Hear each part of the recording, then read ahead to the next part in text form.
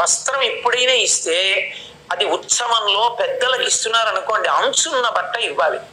అంచున్న బట్ట మీరు ఇచ్చిన తరువాత వారు దాన్ని పుచ్చుకుని మీకు అక్షతలు వేస్తే ఆయుర్దాయ కారకమని గుర్తు. పుచ్చుకున్న వాడికి ఆయుర్దాయం, ఇచ్చిన వాడికి ఆయుర్దాయం. అందుకే బట్టలు ఇచ్చేటప్పుడు ఎడం భుజం మీద ఉత్తరీయం లేకుండా ఇవ్వకూడదు.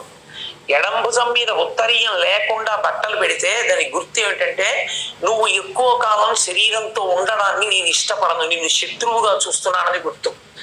అటువంటి చేత బట్టలు గుచ్చుకుంటే 6 నెలలలో మారకం వస్తుంది, ఒకవేళ గ్రహాలు అనుకూలంగా లేకపోతే. అందుకని ఎడం భుజం మీద ఉత్తరీయం ఉన్న వాళ్ళ దగ్గరే బట్ట పుచ్చుకోవాలి. ఒకవేళ అవతలవాడు బుద్ధిహీనుడై ఎడం భుజం మీద బట్ట లేకుండా ఇచ్చాడు అనుకోండి, మీరు వెంటనే ఎడం భుజం మీద ఉత్తరీయం వేసుకోవాలి.